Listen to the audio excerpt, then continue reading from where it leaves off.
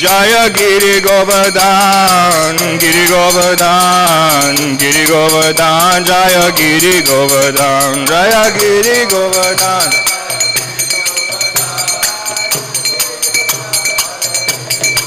Oh Jaya Giri Govardhan, Giri Govardhan, Giri Govardhan, Jaya Giri Govardhan.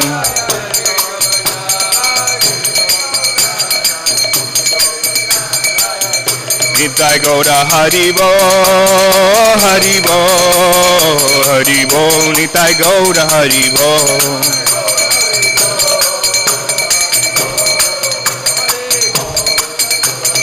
Nitai Gaura Haribo, Haribo, Haribo, Nitai Gaura Haribo.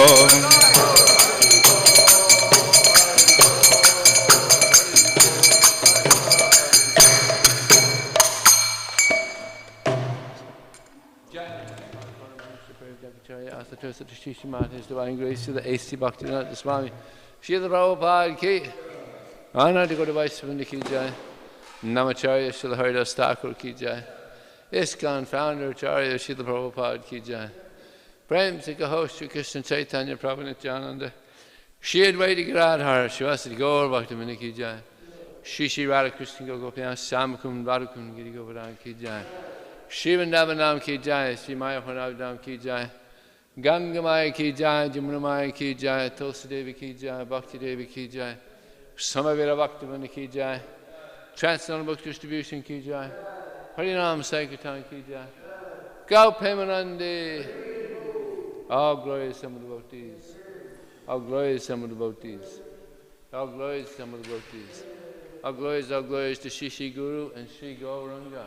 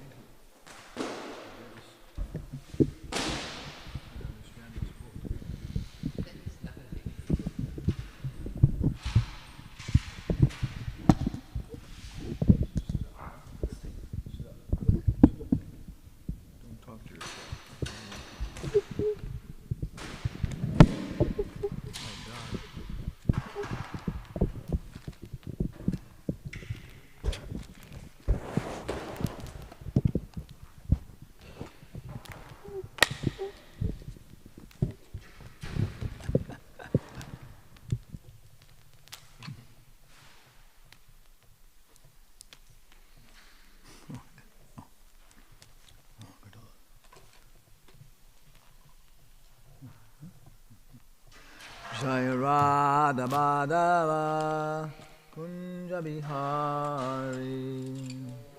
Jaya Radha Madhava. Gopi Janabalaba Girivaradari.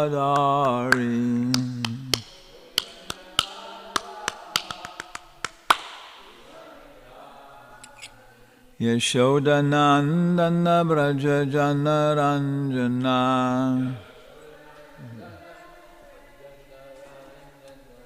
Jamuna Tira Vanachari.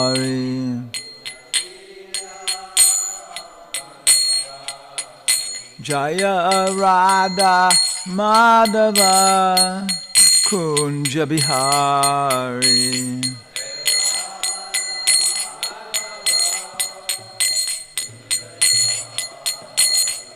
Gopi Jana Balaba Girivaradari.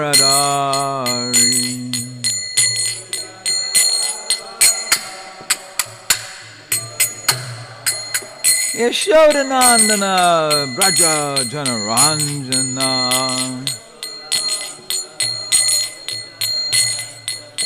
Jamuna Tira Banachari. Hari Jaya Radha Madhava Kunja Bihari.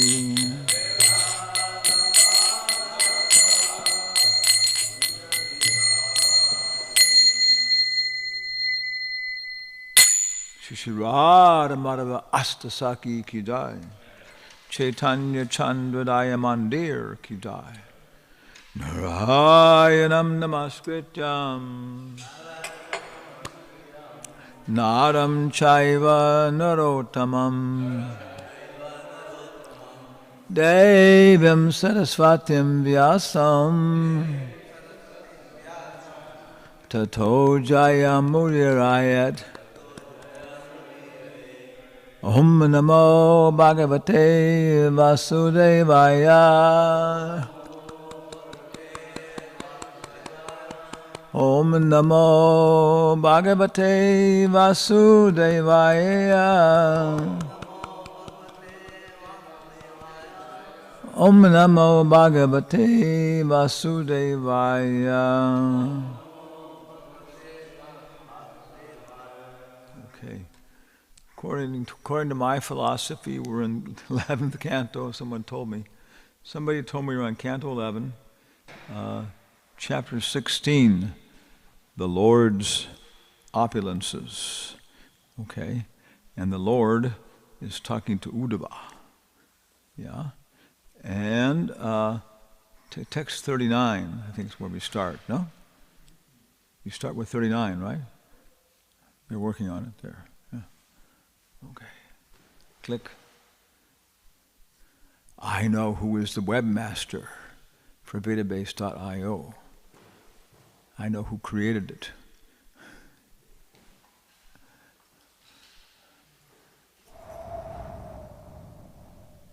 We're waiting. Hare Krishna, Hare Krishna, Krishna Krishna, Hare Hare, Hare Rama, Hare Rama, Hare Hare. Hare Krishna, Hare Krishna, Krishna Krishna, Hare Hare, Hare Rama, Hare Hare, Hare Krishna, Hare Krishna, Hare Hare. Okay, that's 41? 39, okay. I'm supposed to chant it, we're all chanting it. Are we all chanting it, or just, huh? Because they told me I only 41 we're going to chant. Okay, we'll all chant this together here, okay. Yeah. Sankhyanam param anunam kalena kriyate maya natata me vibhutinam srijatondani koti shoha Boliye. Sankhyanam paramanunam kalena kriyate maya natatami vibhutinam srijatondani koti saha Sankhyanam paramanunam kalena kriyate maya natata me vibhutinam srijatondani koti saha Sankhyanam paramanunam kalena kriyate maya natata me vibhutinam srijatondani koti saha. Ladies? Sankhyanam paramanunam kalena kriyate maya natata me vibhutinam srijatondani koti saha. Sankyanam Paramanunam Kalena Kriyate Maya Natate Me Vibhutinam Srijaton Danikoti Shaha. Sankyanam Paramanunam Kalena Kriyate Maya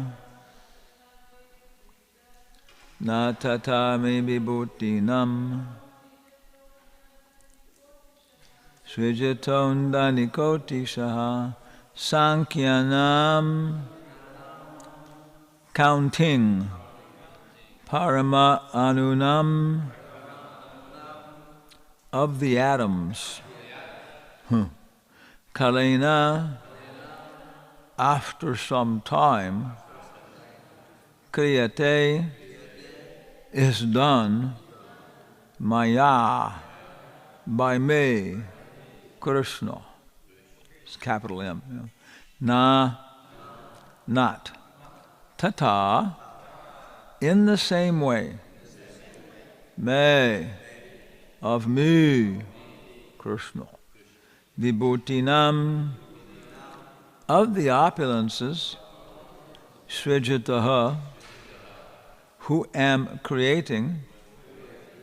Andani, universes. Koti Shaha, by the innumerable millions. Sankyanam Paramanunam Kalina Kriyate Maya Natata Me Vibhutinam Srijato Undani Koti Shaha. Even though over a period of time, Krishna tells to Uddhava, I might count all the atoms of the universe, I could not count all of my opulences, which I manifest within innumerable universes. Please repeat. Even though over a period of time, I might count all the atoms of the universe, I could not count all of my opulences, which I manifest with innumerable within innumerable universes. Jai. So, if you heard somebody saying this, you might think this guy's on a really big ego trip. Like that. This is like, wow. Even Albert Einstein, said this. You think, well, Albert, a little tough. Okay, purport. By Gopi Pramadana and Hridayananda Maharaj. The Lord here explains that Uddhava should not expect a complete catalog of the Lord's opulences, since even the Lord himself finds no limit to such opulences. According to Srila Jiva Goswami, Kalena indicates that the Supreme Personality of Godhead is within every atom and can therefore easily calculate the total number of atoms. However, although the Lord is certainly omniscient, even he cannot supply a finite number for all his opulences because they are infinite. Okay, wow. This is something a pure mathematician would love, to talk about these things. Yeah. Long numbers, yeah. That's the whole thing. Our whole way of counting things is a whole, logical structure, and we got to develop certain kinds of rules and everything else, and it's limited and everything else like that. Yeah. So it's anyway. Yeah. So here we are in 11th canto. So any comments or questions? Should we go ahead? Yes, sir. Just in your explanation of the verse, I was thinking, we're looking at a mathematical equation like infinity times infinity equals God's opulences. What's that mean? The last part I couldn't. Infinity times infinity will equal God's opulences. You'll never get there.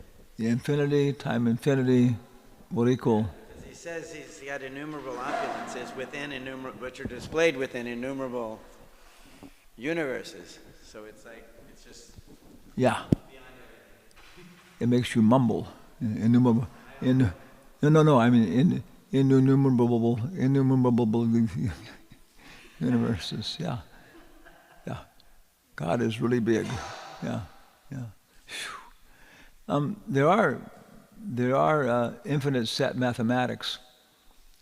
This is the Gyanis, try to, understand all these things. I guess maybe mathematicians are the most bizarre of all these people, theoretical mathematics. That's what Satiputta, I think Satiputta graduated in mathematical models of biological systems, I think is what it was, like that, yeah. But he was talking about it, these people are, it's very rare to find a humble mathematician.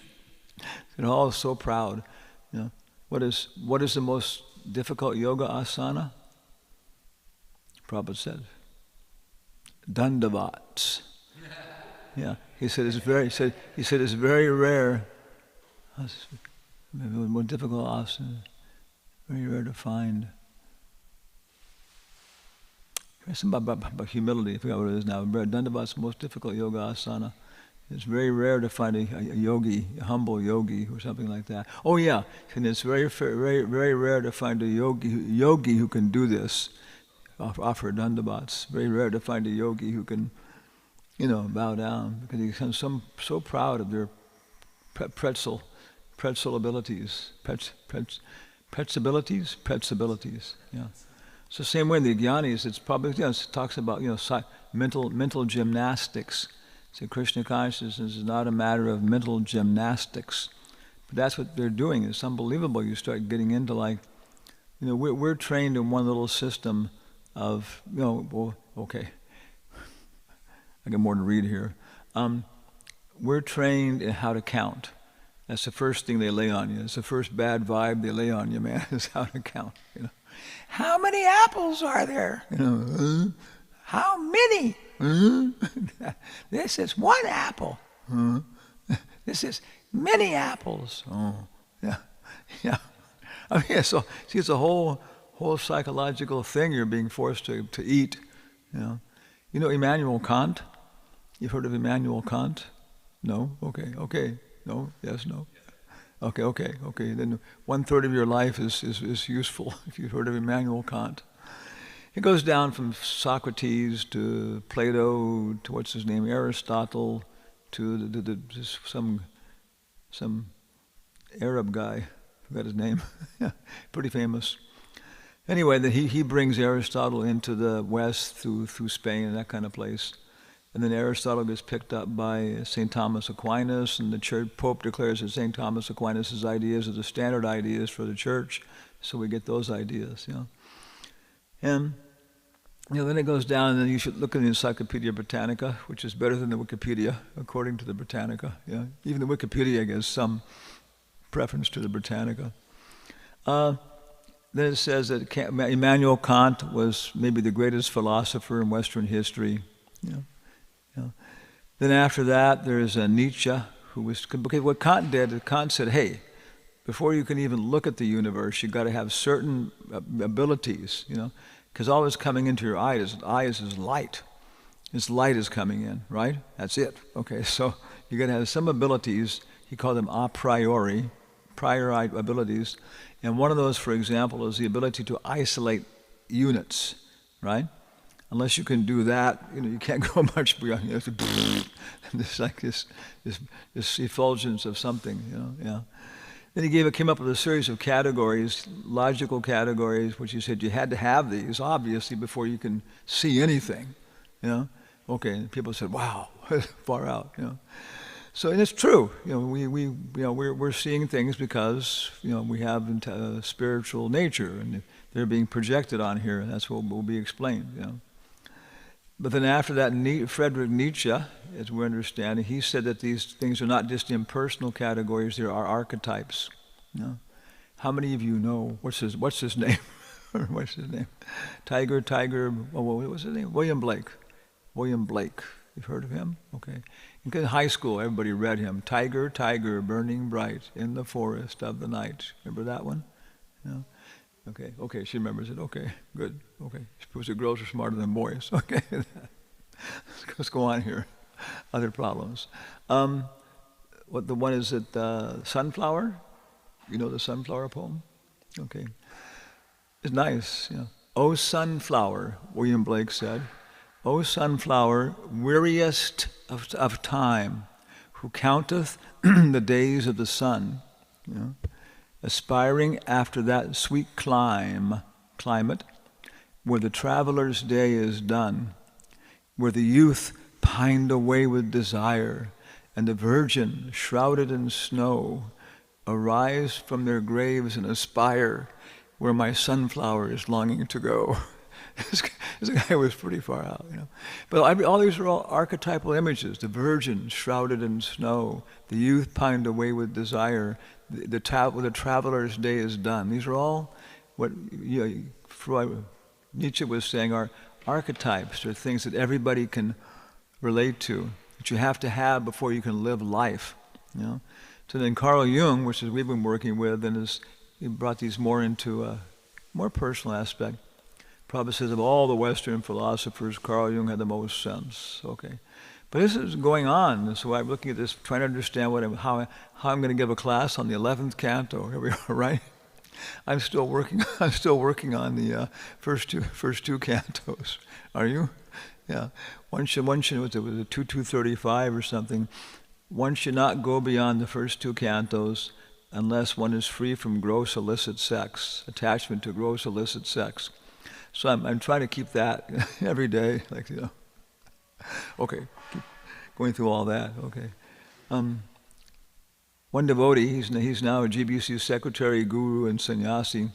When he was a brahmachari, as we understand, he wrote to Prabhupada in New York, and he said, Prabhupada, I can't stop thinking about illicit sex. And Prabhupada said, yes, because of the birth you've taken, you will not be able to stop thinking about it. He said, but if you appear going to devotional service, you'll be able to keep it under control. Yeah, so yeah. I had one disciple who was a novice in the Catholic Church and a monk for 5 years. And one of his godbrothers, at one time asked their spiritual master, he said, Master, does the sex desire ever go away? And the older monk looked at him seriously and said, yes, 10 minutes after you die. So yeah, that's it. Okay, but it becomes tuchum, it becomes insignificant. It's there. You got to deal with it. And it's like going a long time with this. So 11th canto is, it's really advanced. I mean, it's more than advanced, right? We've already gone to the ultimate limit of reality in the 10th canto, chapters 29 through 34, and now we're kind of like, looking at it from the other side of the hill. So this is a very strange place, Okay, so he says, Krishna is saying, even if, he says, I can count all the atoms in the universe, but I can't count my opulences. Wow, okay. And previously he's been describing all the opulences. Among the horses, I am this, among the, whatever, like that. Okay, text 40. Text 40. We can all chant it together, I guess. You got it there? Okay, 1, 2, 3. Teja Shri Kirti Aishvaryam Rishtyaga Saubhagam Bhagaha Viryam Titiksha Vijnanam Yatra Yatra Samay Mikshka. Whatever, I guess that's yatra, that's tatra. Well, yatra means wherever. Whatever power. Now, how many of these would you like to have? The following opulences would you like to have? Whatever power, beauty, fame, opulence, humility, renunciation, mental pleasure, fortune, strength, that's like power, tolerance, or spiritual knowledge there may be is simply an expansion of my opulence. Although the Lord stated in the previous verse that his opulences are innumerable, the Lord here gives a specific resume and demonstration of his opulences. Okay, 41, which is, I think, today the last verse. You got it? Okay. Etas te kirtitas sarvaha sangshe pena vibhutaya mano vikara evaite yatavacha vidiyate. Wow, my God.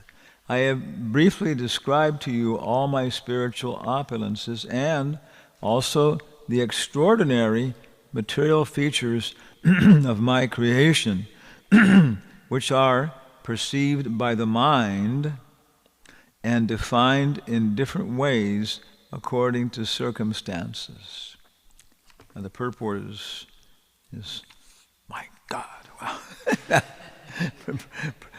The purport makes you God conscious to look at it. Okay, ever take a deep breath and it starts. Hridayanandamars ki jai. One time people were criticizing Hridayanandamars. I mean, happens many times, I think. He gets criticized many times. His purports were longer than Prabhupada's purports, you know. And he said what Prabhupada was doing, he was looking at Vishwanath Chakravarti's commentary, Jiva Goswami's commentary, and he was like, synthesizing. He was putting it together and picking things out. But he said, when I start doing that, I feel extremely, extremely guilty. Like I'm taking Vishwanath Chakravarti's commentary and deciding what to eliminate. And so he said it's kind of forced to include everything. Okay. He says, according to Sanskrit grammar, and as confirmed by Srila Sridhar Swami, the words etaha and ete describe two different sets of the Lord's opulences. The Lord has described his opulent plenary expansions, such as Vasudeva, Narayana, the Supersoul, etc. And further, the Lord has described the outstanding features of the material creation, which are also included among the glories of the personality of Godhead. The plenary manifestations of the Lord, such as Vasudeva, Narayana, etc., plenary manifestations, are all eternal, unchanging, transcendental features of the Lord, and are indicated by the word etaha. The extraordinary aspects of material creation, however, are circumstantial and dependent on individual perception. Wow, okay. What's dependent on those? The plenary the extraordinary aspects of material creation are circumstantial and dependent on, individual perception. And they are therefore described here by the words mano, vikara, evaite, yata, vacha, vidiyate. Srila Jiva Goswami explains that by consistent logical application of the synonyms etaha, by consistent logical application of synonyms, etaha refers to the Lord's eternal spiritual manifestations beyond the perception of the material senses, whereas ete refers to those opulences that can be perceived by conditioned souls. He gives the example that the paraphernalia and intimate associates of a king are considered to be part and parcel of the king, and are therefore granted royal status. Okay. Nobody wears the king's hat, right? You don't put on the king's hat, okay? It has royal status. Similarly, the opulent features of material creation are reflected expansions of the Lord's personal opulences and thus may be considered non-different from him. One should not, however, wrongly assume that such insignificant material opulences occupy the same status as the Lord's plenary features as the personality of Godhead, which are qualitatively and quantitatively equal to the Lord. Now, for example, Krishna has a mother, right? And she is a manifestation, highest manifestation, Mother Yashoda. Is there anybody who's more motherly than Mother Yashoda? No, okay. But in this world, we see a mother's love for her children And sometimes it's just incredible. It's just amazing, what a mother will do for her children and so on. But the point is that it's a reflection. In the mode of ignorance, it's one kind of reflection. In the mode of passion, another kind. In the mode of goodness, it's an accurate reflection, like that. So motherly feelings in the mode of goodness are a reflection, right? Accurate. In the mode of passion, they're distorted. In the mode of ignorance, they're completely opposite. So we shouldn't think that what we're experiencing in here is any way in comparison to what Mother Yashoda is like. But in the mode of goodness, you can start to get, some idea. Okay? Srila Vishwanath Chakravarti comment, previous commentary by Jiva Goswami. Think of Jiva Goswami's commentary before, okay? Now Vishwanath Chakravarti's comments. He's coming after Jiva Goswami. As follows on this verse. The Lord's external opulences are called mano vikaraha, or related to mental transformation. Wow. Yeah. Because ordinary people perceive extraordinary features of the material world according to their personal state of mind. Thus the word vacha vidiyate, vacha abhidiyate, there we go. Vacha abhidiyate indicates that conditioned souls describe the Lord's material creation according to specific material circumstances. Because of the circumstantial relative definitions of material opulences, such opulence is never to be considered a direct plenary manifestation of the Lord's personal form. When one state of mind is transformed into a favorable or affectionate state, one defines a manifestation of the Lord's energy as my son, my father, my husband, my uncle, the son of my brother, my friend, and so on. One forgets that every living entity is actually part and parcel of the Supreme Personality of Godhead, and that whatever opulences, talents, or outstanding features one may exhibit are actually the potencies of the Lord. Similarly, when the mind is transformed into a negative or inimical state, one thinks, this person will be the ruin of me. This person will be finished by me. He is my enemy. I am his enemy. He is a killer, or he should be killed. The negative state of mind is also expressed when one is attracted to the extraordinary material aspects of particular persons or objects. The negative state of mind is also expressed when one is attracted to the extraordinary material aspects of particular persons or objects, but forgets that they are manifestations of the potency of the personality of Godhead. Even the demigod Indra, who is quite obviously a manifestation of the Lord's material opulences, is misunderstood by others. For example, Indra's wife, Sachi, thinks that Indra is my husband, whereas Aditi thinks he is my son. Jayanta thinks he is my father. Brihaspati thinks he is my disciple, whereas the demons feel that Indra is their personal enemy. Thus, different personalities define him according to their mental states. The Lord's material opulences, being relatively perceived, are therefore called mano-vikara, which means that they are dependent on mental states. This relative perception is material because it does not recognize the Supreme Personality of Godhead as the actual source of the particular opulence. If one sees Lord Krishna as the source of all opulences and gives up all desires to enjoy or possess the Lord's opulences, then one can see the spiritual nature of those opulences. At that time, even though one may continue to perceive the variety and distinctions of the material world, one will become perfect in Krishna consciousness. One should not conclude, as do the Voidist philosophers, that the Lord's spiritual manifestations in Vishnu Tattva and liberated jiva categories are also products of the relative perception and mental states. This useless idea is contrary to the entire body of the Supreme Personality of Godhead's teachings to Sri Uddhava.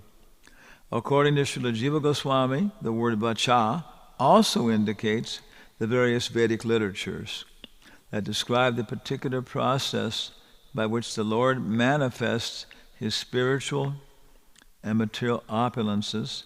And in this context, yatha indicates the specific procedures of manifestation and creation. Wow, okay.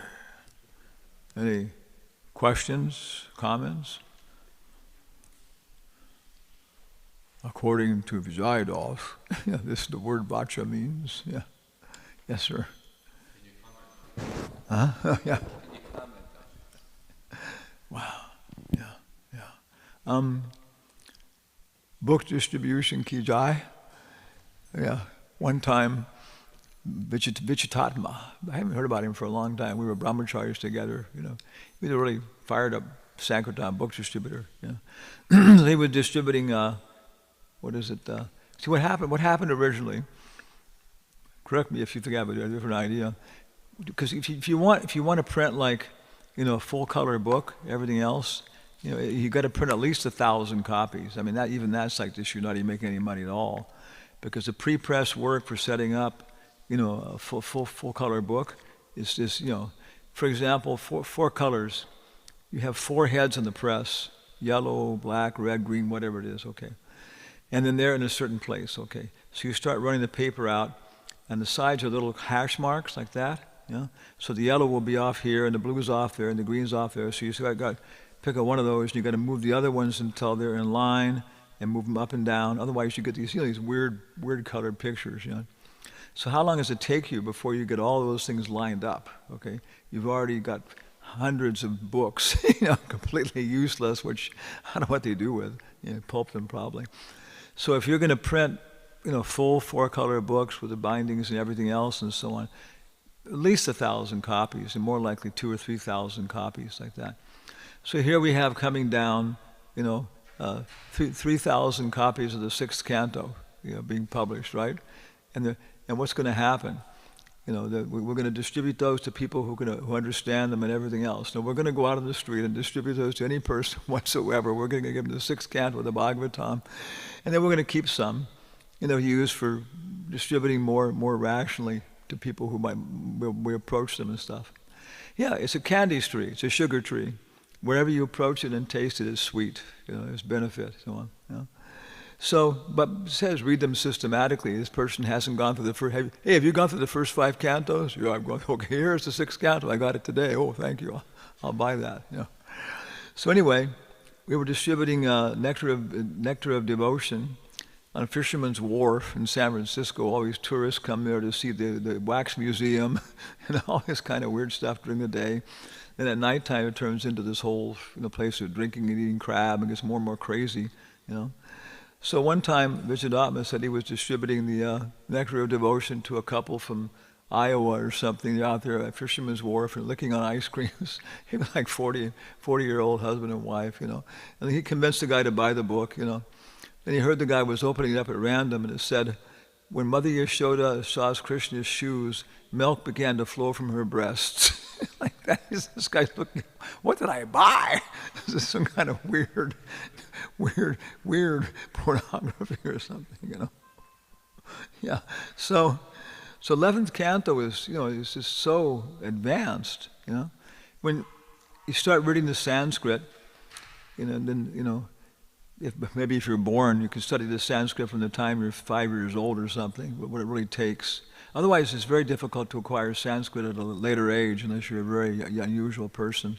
But if you start studying at a very young age, then it's possible. You can acquire the vocabulary, then you can learn the grammar to put that vocabulary together, and then you can start to learn it, over years.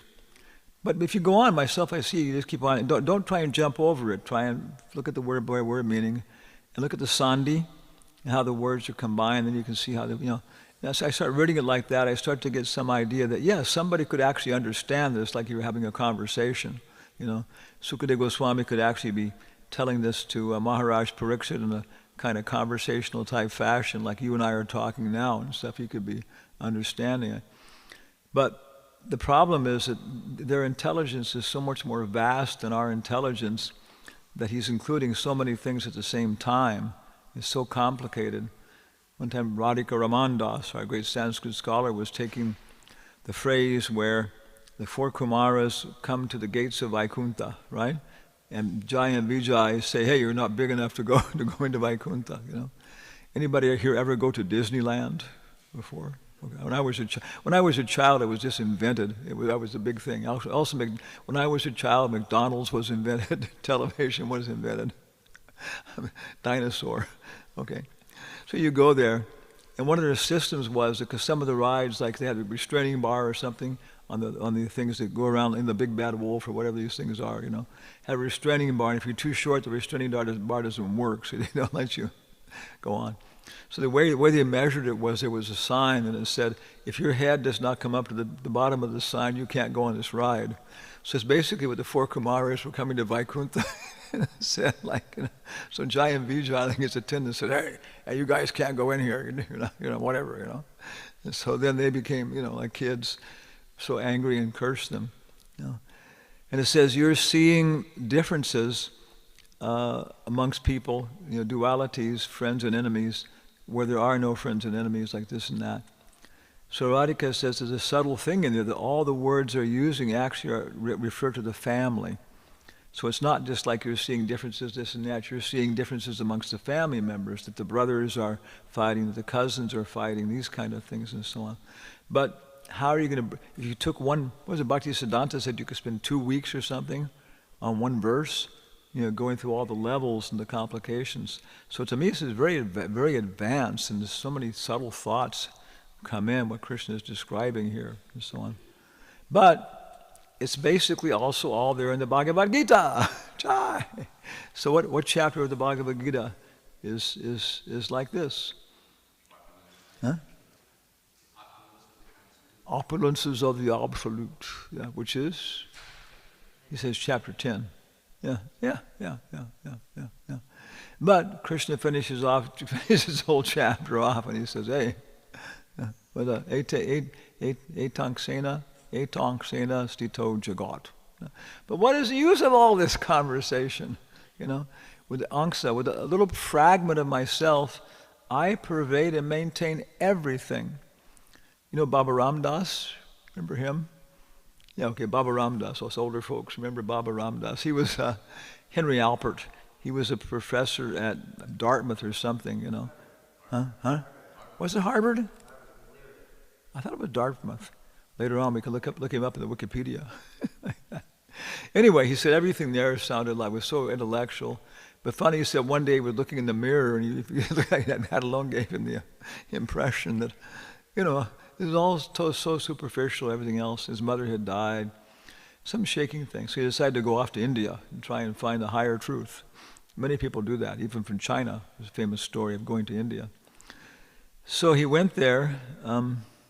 What was I talking about this for? What purpose? Oh, yeah. And he was wandering around, had a lot of experiences. And finally, he came in contact with Nem Karoli Baba, who was in Vrindavan. If you're taking the parikrama path around Vrindavan, and just before you come to the road to Mathura and that Govardhan stone there, on the right side, just down the hill a little bit, there's a big Durga deity and a big Hanuman deity. That's Nem Karoli Baba's samadhi or something. And it's a little bit dubious whether he was an impersonalist or whatever, you know. But you know, Baba Ramdas's perception of him from his particular point of view was a certain thing like that, and what he's getting out of him. And he's talking about like how you go through all these levels of understanding who are we, what is the universe, what are the dualities. It was 278 RPM long-playing records, 2 sides, you know. Hare Krishna are bored, they want lunch, breakfast, they want their breakfast. And so he's going through all this stuff, and it was just incredible compared to Western ideas, how, because Western science finishes off basically at, you know, what is matter, what is force, what is time. Then they get into subatomic forces, and they have a few of those, and that's about all they can deal with. It's almost impossible for them to deal with psychological elements. I mean, you know, they try and generate that all psychological states derive from the brain, and the brain derives from matter, and therefore homosexuality, heterosexuality, honor, dishonor, these are all just chemical, electromagnetic, whatever reactions. It's kind of really strange, you know? You know? So anyway, but right away, Oriental philosophy starts including these subtle things as being something you can deal with scientifically. You can look at them; they have permanence. You know, yeah. Atoms and molecules are honorable. Some atoms are honorable, and some atoms are dishonorable. You know? Some atoms are good, and some atoms are bad. This is a bad atom. This is a good atom. This is a dishonorable atom. This is a, you know, yeah, that's okay. You know? So he's going through all these things, and he says, finally, when you go through all these dualities, you come to a door, and nobody knows what's beyond that door. You know, a guru has to take you through.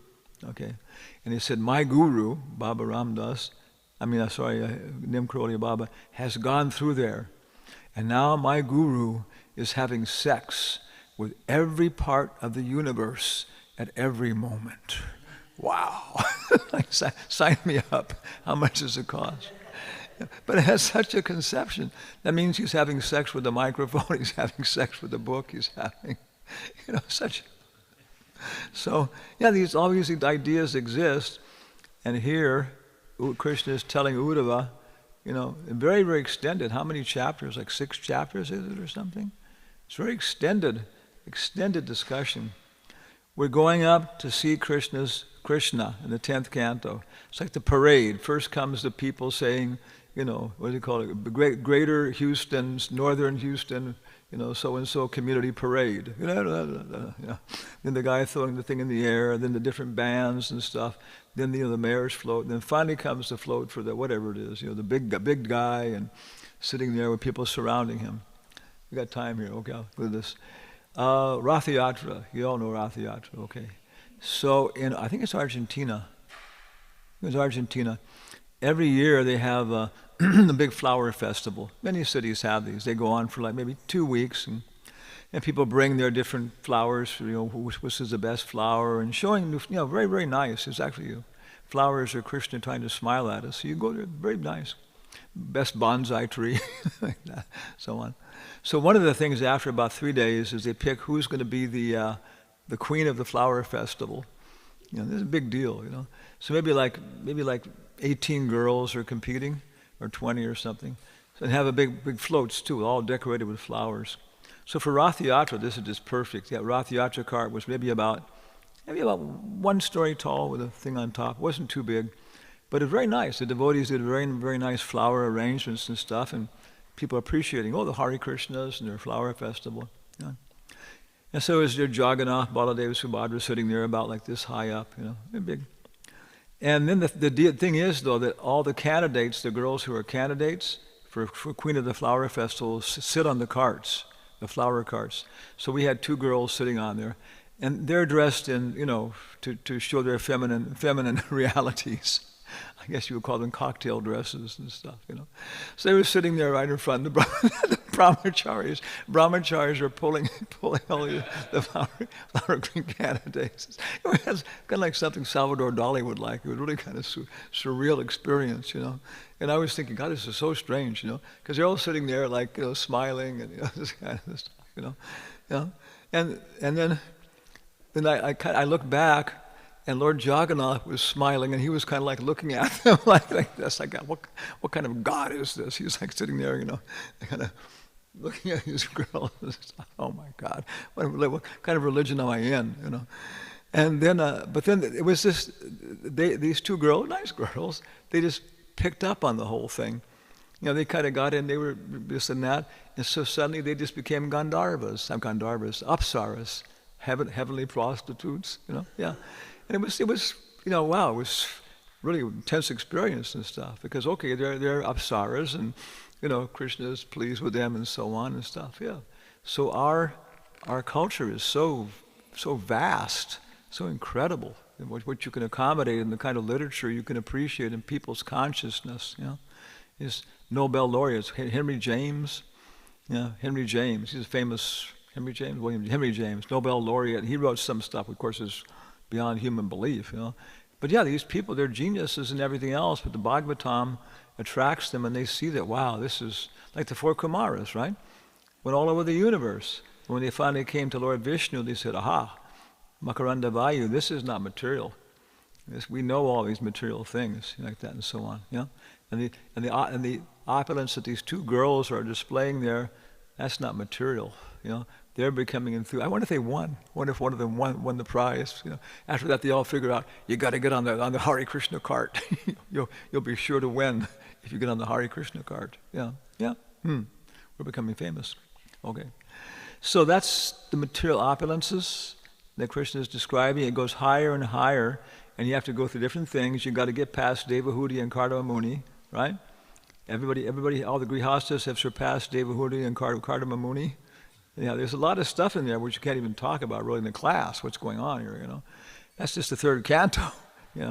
And so if you can enjoy this material opulence without becoming bewildered, you chant your 16 rounds, you follow the 4 principles, and you can enjoy life like Devahuti and Kardama Muni. Wow! And they were enjoying life, right? Yeah. What kind of airplane did they have? Some people, if you're very rich, you can have your own airplane, like a Learjet or something, right? But how many people have their own 747, custom made? Well, the President of the United States of America, he has 2 actually. Yeah. But then it's custom made inside. It's unbelievable. He has an office with beautiful mahogany wood and everything else.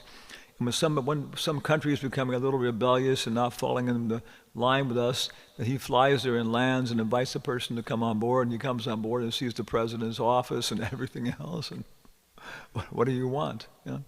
So Kardama and Devahuti was just unbelievable. They're opulent. That's just the 3rd canto. And you go all the way up to, what is it, Jada Bharat and Maharaj Rahugana. We were studying those in Spain before I came here, and also it was strange, it was also the verses being given here someplace.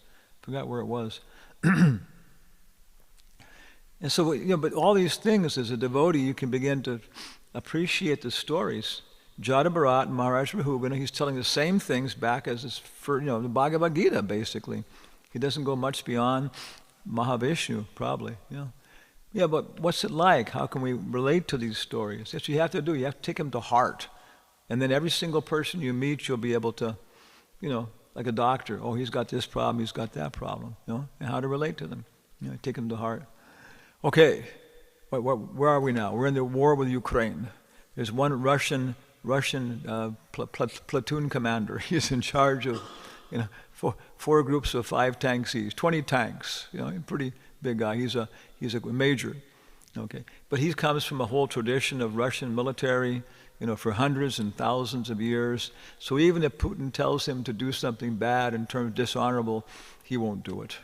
But he's obeying Putin. But still, there are certain limits in my character and our tradition that we have to maintain. I will not fight with a man who's not downed. One German military airplane, was training. The guy said, he's training these pilots in World War II. He said, you shoot at the enemy, these Spitfires. But he said, once they're out of their plane, if they're coming down in the parachute, if you shoot them, I'll shoot you. Once a pilot's in his parachute, he's not fair game anymore. So many things. So anyway, okay, let's meet some guy like that. He's going through the Ukraine, and his tanks need water, and it's down a little bit of a cliff. So he engages all the local people. Yo there, get to work. Look, you Ukrainian people, bring me water. But one of them is trying to hop over the ants and causing problems. So he starts chastising the guy and says, "You there? Don't you know who I am?" Yeah, and the guy goes to the Orthodox Church in Russia. Have we got Maharaj Rahugana? We're getting him here pretty well. And that's who he is. He's a pious person. He likes to support religious ideas. He has his idea of what is religion, who is God, and stuff. But it's Kshatriya's idea, and he's more concerned about hearing from priests and getting other people to listen, and he likes to listen too, as long as he's respected. So we see this is Maharaj Rahugana and Jada Bharat, and it's not going to go beyond bringing the guy to a clear understanding of what is material nature and what is the Paramatma and those kind of things. So we're ready. He says, hey, you there, can you go and mediate in Russia? Can you go and solve the Ukraine war for us? Yes, I am ready. I know how to talk to these people. I know how to. Yeah, but you have to know from heart, right? You have to change your bhava. You have to become more bigger and so on. So 11th canto, 10th canto is taking us all the way to Krishna, slowly. And if you could really appreciate it, boy, it's a lot. And again, you go through it again and again. Our knowledge is spiral. It's not German, just one time. Jiva Goswami, no Jiva Goswami, Gopal Bhatta was reciting the Bhagavatam again and again. And each time it becomes more and more clear, more and more depth. You understand it, you appreciate it. Okay. And so finally by the 10th canto, there's when you're coming to seeing Krishna.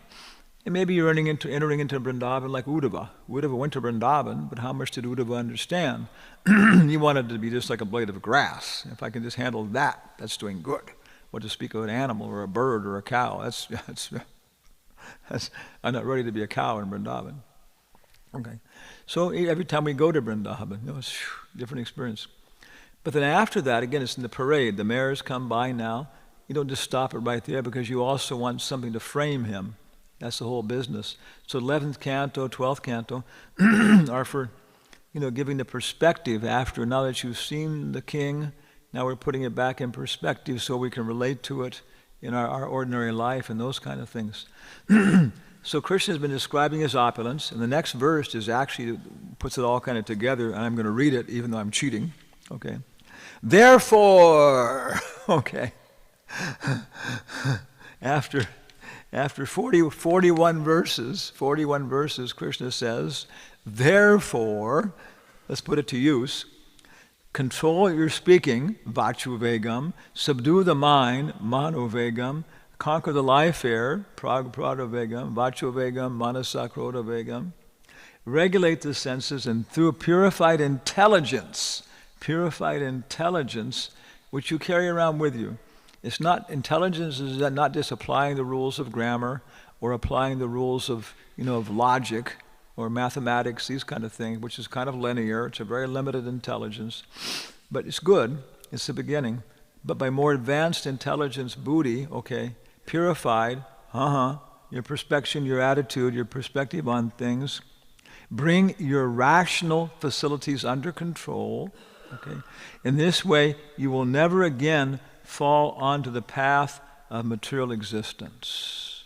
So, all of this is for mukti. Okay?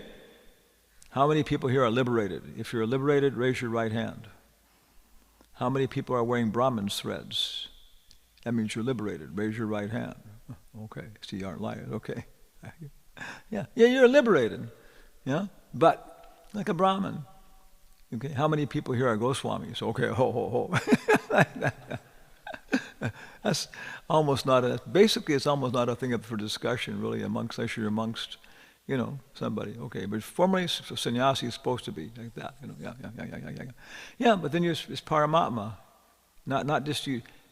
Brahman means you realize there is a reality. Are you convinced that there is a reality? You won't, because Buddhism, some Buddhists say that the material world is false, your mind is false, and the Buddha is also false.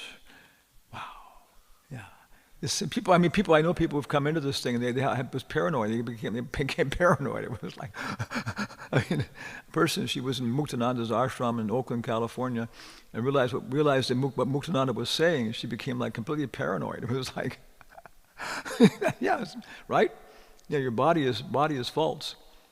Okay, you're going to trick you. Your family is false. Your wife is false. The psychiatrist is false. The psychologist. This is exactly what happens. And what happens? They become, paranoid, schizophrenic. They just lie. They become vegetables in the hospital and stuff. Like that. So, but then somehow or other we were distributing books, or she got one of those, and she was reading Prabhupada's purports and was just very soberly again talking about there is a reality. And she said it saved her life. She was just thinking about like killing herself when she understood, Mayavad philosophy. So Brahman means you actually convinced there is a reality.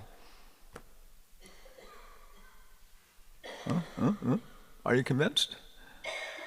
Okay. It also means you're convinced in general, because you haven't actually, until you have experience with Bhagavan, you're not going to be fully convinced, because you are, an enjoyer of rasas, and so you're feeling something, it's not really convincing. Okay. And then Paramatma begins to realize that reality has eternal features. Okay. Is Houston eternal? Is Rome eternal? Yes, yes. No, he's got it. Yeah. What is the description of Rome by the Romans, by Pontius Flavius, by Antivirus? It's a joke, Antivirus. You know. Rome is an eternal idea. You're not from Rome, are you? Are you from? You're from Rome. My God, Rome is an eternal idea in the minds of the gods. You know, he knows it. Yeah. But the Latin probably sounds a lot better in Latin when you say it in Latin. You know, Rome is an eternal idea in the mind of the gods. That's pretty elevated. I mean, it's like Houston doesn't aspire for that. Houston aspires to have a big football team or something, and that's about as far as they think we go like that. That's our touch of immortality or something, is a big football team. You know, yeah. The rest is kind of work. Yeah, yeah. Okay, limited Houston. How about sex? Is sex eternal? Eternal? Masculinity and femininity? Vijay is being quiet. Is masculinity and femininity eternal? Oh my gosh. Yeah, yeah. Yeah. Okay. Yeah. There's an article that is there sex after death, and Prabhupada said yes. This is their absorption. Will I have sex after death? You know, they're just absorbed. Yeah. So, because there's Radha and Krishna. You know, Radha and Krishna. Okay, so some things we see in this world, you know, so Paramatmavad means you begin to realize that the light is so bright, but you begin to see structures and stuff. Yeah, that's eternal. That was very nice. I thought that was, you know, and mother's love is eternal. You know, so if you appreciate these things properly in the mode of goodness, and you're starting to stimulate it to wake up. This is reality. What am I doing here in all these distorted, perverted things? This is how a mother should really act. Okay, and this is my, so Satchit and Ananda, and then we start to be involved with it. We start to live our life in terms of that, so on, you know.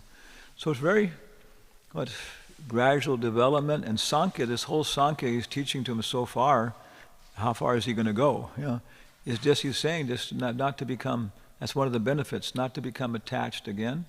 You know, these opulences. You know. But then after that, there's a lot more. So come again tomorrow, and maybe we'll talk about that. So any final questions or comments? Yes, sir. Here comes the orange ice cream cone. Thank you so much. There's very few persons that have such a clarity and understanding the way the Bhagavatam actually works. It's quite enlivening, because I was seeing in these two verses, first it deals with our mental perception of everything here as being an example of the opulence of the Supreme Lord. Yeah.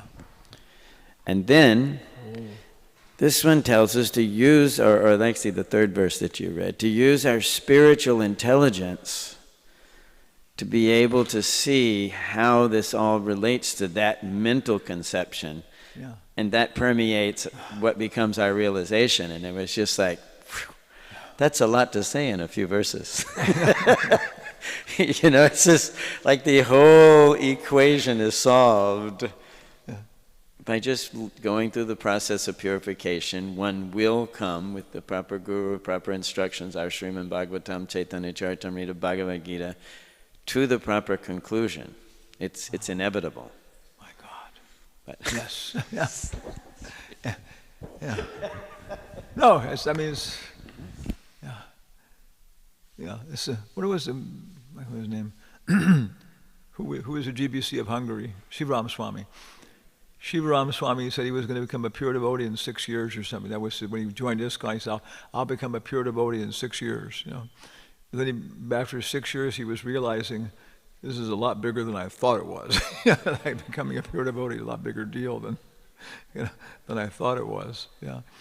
So it's kind of just Socrates. Socrates agreed he was, after investigation, somebody said, the oracle at Delphi said you're the most intelligent man in Athens. He didn't believe it because there's so many big professors there with big schools. He said, look, I'm going to go around and talk to these people, and I'll find so many that are more intelligent than I am. And I'll see you this evening.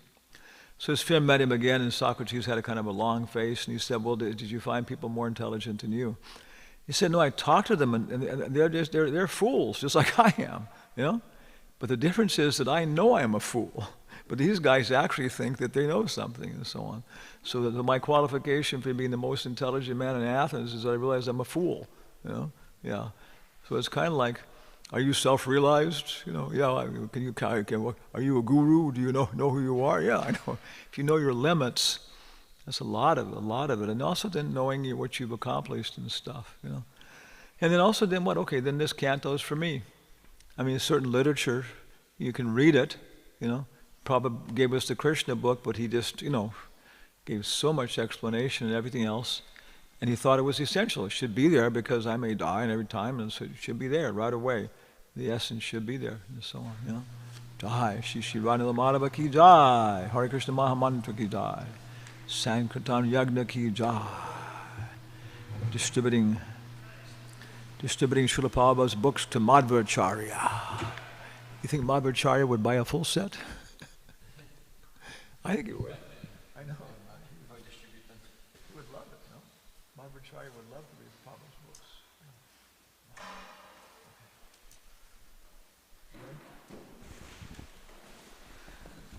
All glories, all glories, all glories to His Holiness Hanumat Presaka Swami Maharaj Jai Bolo, and all glories to His Grace Vijay Prabhu Hari Hari Bol.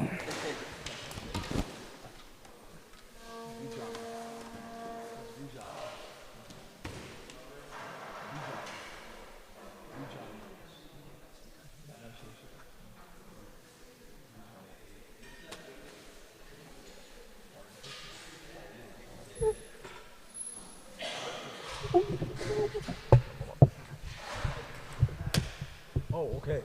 Here we are. Huh? Mark. Matthew, Mark, Luke, and John, right? Mark and John.